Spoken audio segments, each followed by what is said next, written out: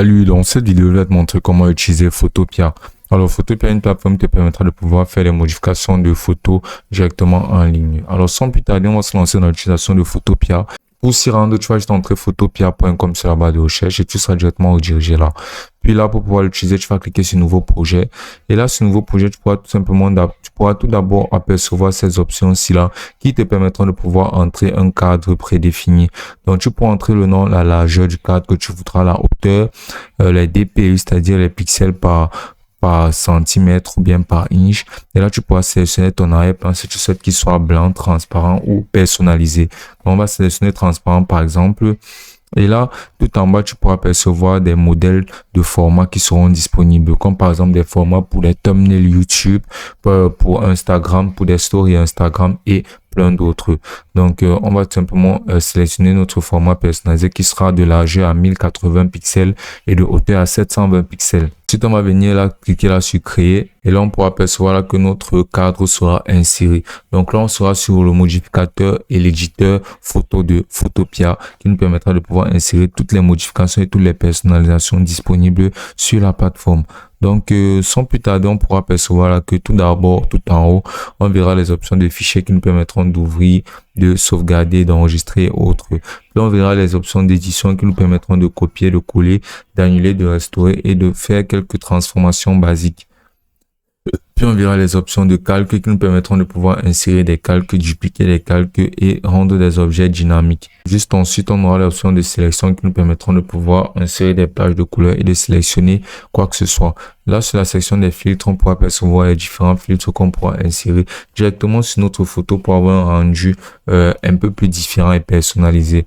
Là, sur les fenêtres, tu pourras percevoir tout plein de réglages tels que des options d'ajout, des couleurs, des caractères de style et autres. Et là, tu auras juste les thèmes et tu pourras installer directement Photopea sur ton PC comme éditeur. Donc là, on pourra percevoir notre première option qui sera l'option du clic, qui nous permettra de pouvoir cliquer n'importe où basiquement sur notre page.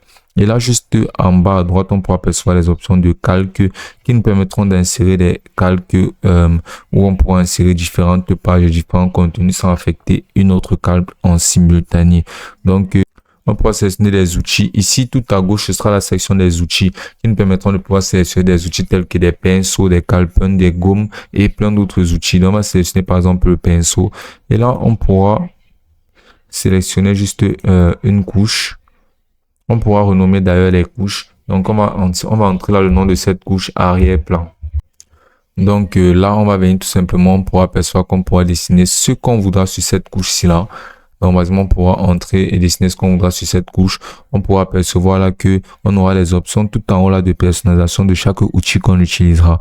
Donc là, tu peux percevoir que l'opacité à 100%, le flux à 100, c'est lissé à 0. On pourra sélectionner des différents modes, par exemple éclairci. Et aussi, on pourra sélectionner la dureté ou bien la taille basiquement de notre pinceau. Donc, on reste à sélectionner tout ceci. On pourra aussi apercevoir différents modèles qui seront utilisables. Donc là, tu peux apercevoir qu'avec ces différents modèles, il y aura différentes options de coloration. Donc là, on pourra percevoir notre historique qui nous permettra de pouvoir entrer en arrière sur chaque chose qu'on emploiera directement sur le site. Donc là, comme tu peux voir, grâce à cet historique, je peux rentrer tout en arrière et changer les personnalisations que j'aurai à inclure directement sur la page. Donc là, comme on a dit, notre calque ici sera un arrière-plan. Donc on va venir sélectionner basiquement une image d'arrière-plan. Comme par exemple celle-ci. On va juste recadrer cette image-ci là pour que ça rentre parfaitement dans notre fond. On aura juste à la déporter bien là.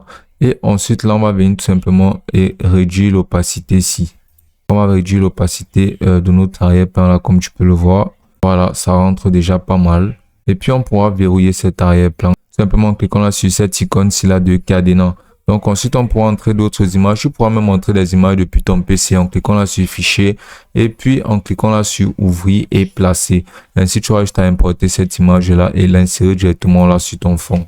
Puis là, on pourra entrer aussi des mots basiquement et rechercher des images en particulier, comme par exemple un panda. On apercevra qu'on aura tout plein d'images de panda. Donc, on pourra sélectionner cette image de panda-ci et ça ouvrira une nouvelle calque qu'on pourra se servir pour pouvoir personnaliser notre image.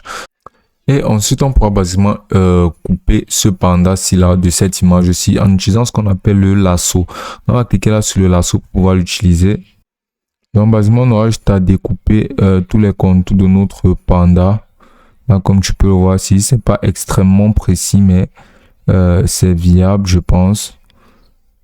Donc, une fois qu'on aura découpé tous les contours de notre panda, on aura juste à cliquer là sur coupe magique. Et là, comme tu peux voir, notre panda sera découpé.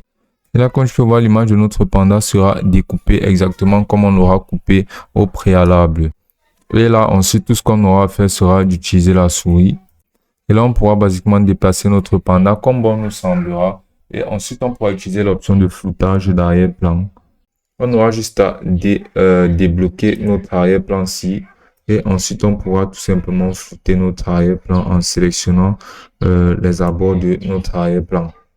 Et là, comme tu peux voir, ça rentre très bien et ce panda a l'air de se fondre très bien dans notre image. Donc, basiquement, on aura tout simplement utiliser toutes les options de personnalisation de Photopea et on peut pouvoir établir une image parfaite. On aura juste à cliquer là sur exporter en tant que sélectionner un format et on aura notre image à portée de main. Et ce sera aussi simple que ça.